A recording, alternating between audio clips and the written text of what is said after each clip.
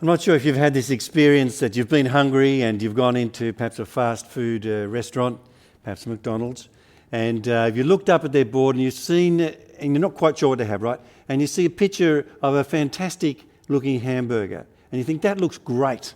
That's exactly what I want. So you order the hamburger.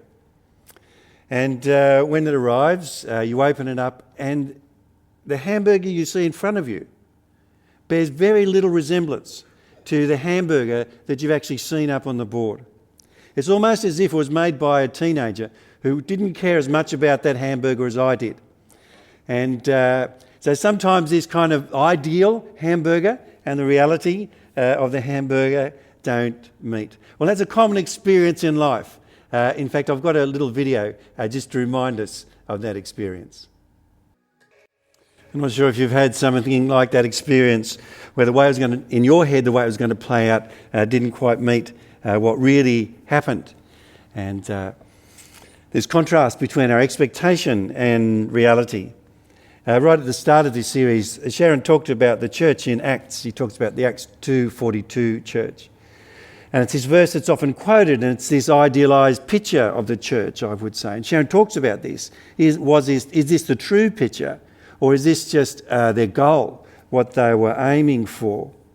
Because, of course, if you've read the book of Acts, you'll know that after we get these verses, the church they met together, they shared everything in common, they prayed, they broke bread, things are going great. Very soon after that, in chapter 5, we get the story of Ananias and Sapphira, people, in fact, who didn't want to share everything they had. In chapter 6, we get the complaints of people who feel that they're being overlooked in the distribution of food and so on. And in fact, Corinthians, this story of a church very early on in the history of the church, we meet problem after problem. So which is the picture of the church? And what we meet here is this difference between vision and reality, this idea of what the church we want to be and the reality of what the church is.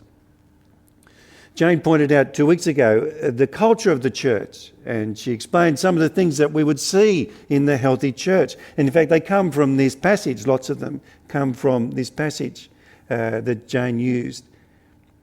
And it reminded us of the church's culture, the church's character, if you will. And so we come to this idea of who should we be as the church? What is the picture we see on the wall? When we talk about the menu of the church, what is it that we should look like? Now, in one sense, we would say, I think, that the vision statement of every church should be the same, surely. All right? You don't have to invent the whole thing. Surely the church in Corinth, the vision statement for them was the same as the church in Parramatta. The gospel hasn't changed. Ministry hasn't changed in one sense. It should be the same for every church. And in fact, it's rather marvellous that Paul, in this Corinthian correspondence, gives us this picture of the church and of ministry. Now, if you read 2 Corinthians, you know that really he spends most of the book defending himself, because obviously he's copped very heavy criticism. And in fact, if you read from chapter 10, it gets even more strident. But along the way here, Paul gives us this beautiful image of the church and what ministry is meant to be. He's calling the Corinthians to an ideal. It's probably not lived out, right? And we know, in fact, from church history that the church at Corinth remained a wild place. And we know from later letters to the church that they didn't resolve all these issues and all their challenges. So what should the vision for a church be? What should the vision be for any church? The challenge really, I think, when we make vision statements, when we make purpose statements or mission statements, whatever we want to describe, the hard part is actually in what we do with it. The hard part, if you like, is in actually the teenager who's making the hamburger. All right? Because the ideal is the picture on the wall and there's food cosmeticians, right, who've dressed that hamburger up to look beautiful. The challenge is what we're doing in the kitchen. If this is true, if Paul says this is our ministry of reconciliation, what does it look like? And it's one of the problems of proposing a vision statement or a mission statement without a strategy to get there, without markers where you can measure your success along the way. Really, if there's vision without strategy, you're just dreaming. In fact, if we come up with a vision statement and there's no strategy and no plan to follow, you could quite well say, the CEO's come up with a new vision statement. Tell him he's dreaming. They are just dreams. So there's this connection between what we want to be and who we believe God has called us to be, and the culture, the lived character of our church, of our core. We have this idea, like our aspirations. We have this vision for the future. In a way, it is dreaming, right? None of us knows the future. So we imagine, we dream what the future could look like, what it could be like as God's people.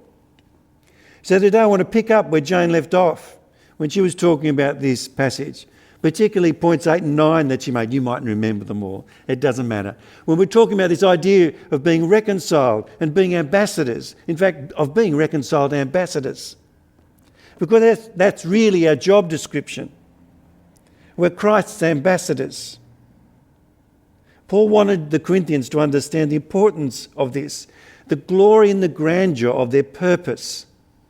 This idea that God had reconciled them and he was reconciling the world through them, that they represented God to the world, and they were part of this great ministry of turning the world back to God. This call for the world to repent, for every person on the world to turn and to see God and to acknowledge him, to help people see their rightful king. He wanted them to understand that they needed to see the world differently. He says, from now on, we regard no one from a worldly point of view. Our actual vision, the way we see the world, has changed. We have a different view of the world entirely. We're called to minister to all whom we meet, taking the message of our King to the world he loves, to the people he loves. We represent God to the world. That's an awesome responsibility. We must never forget that. So what precisely is this responsibility? And it's that idea in verse 20. It's as though God were making his appeal through us, that we're reconciled to be reconcilers, that we're made righteous to be righteouses. That's not really a word, but when I was trying to come up with that, you get the idea, right? That God reconciles us so that we can help reconcile others.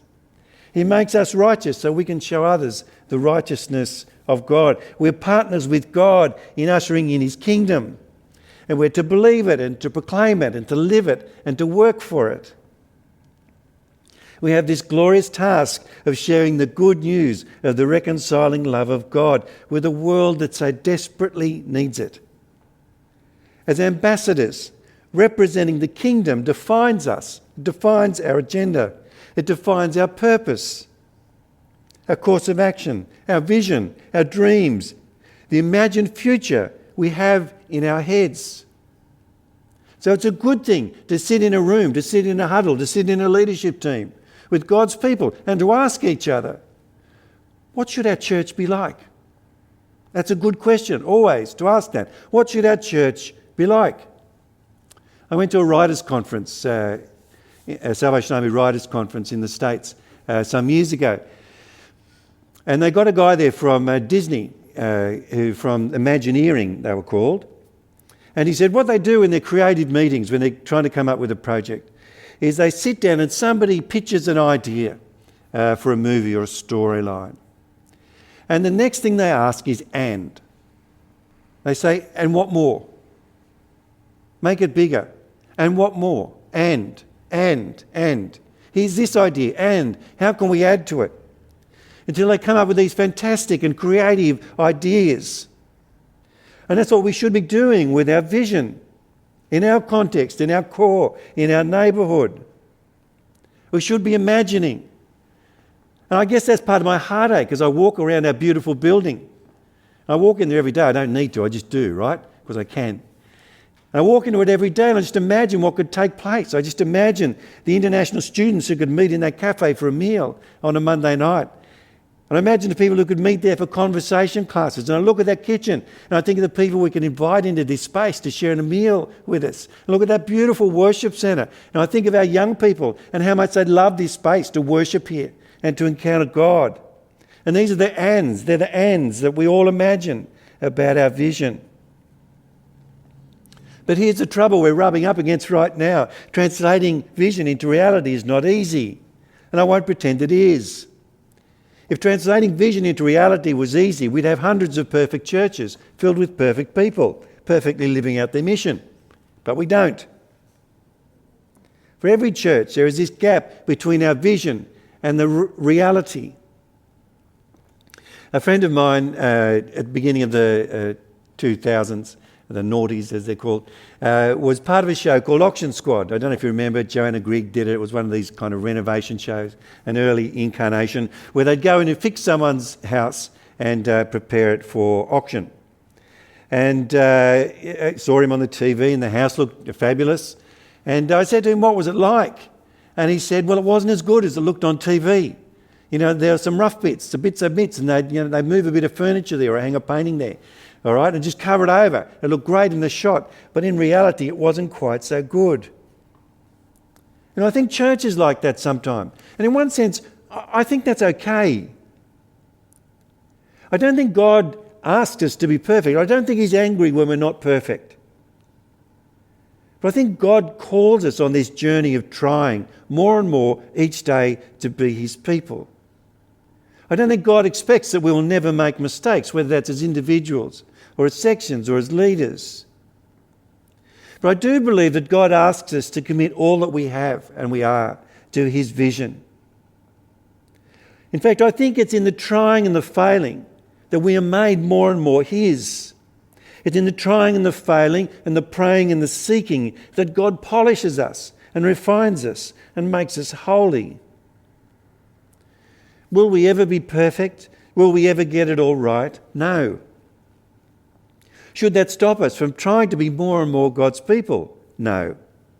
Should it stop us from being more and more faithful, more and more holy, more and more loving? To quote Winnie Booth, no, 1,000 times no.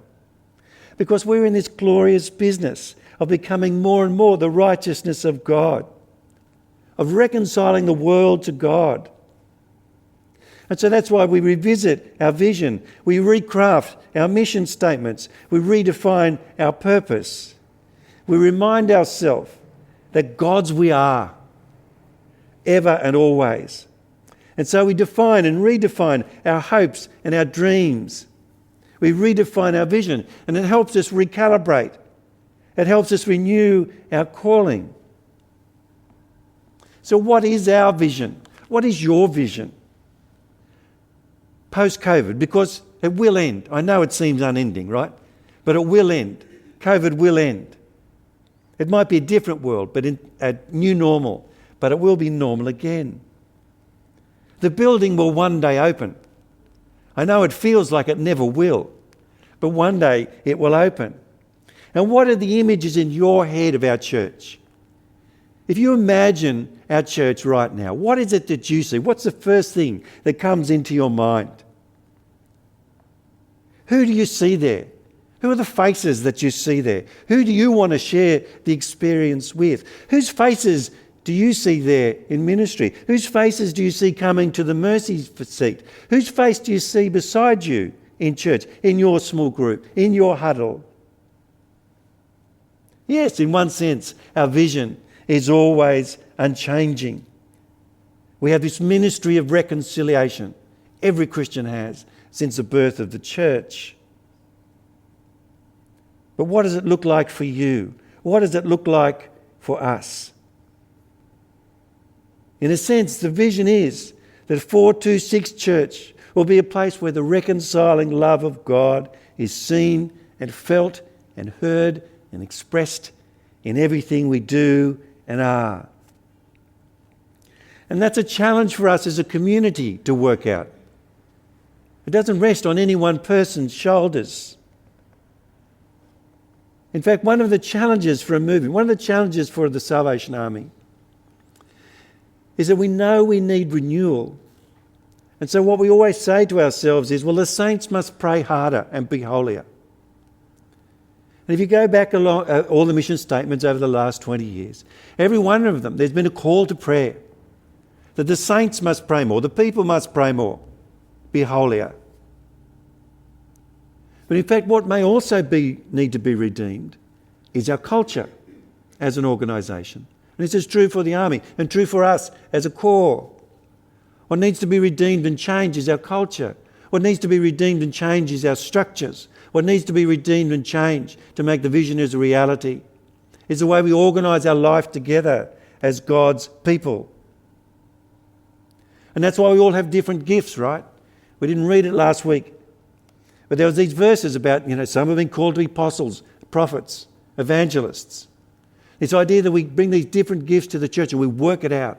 What does it mean to live out our vision as God's people? So we need God. We need to remind ourselves of whose we are. We need to remind ourselves of what we're called to do in His name.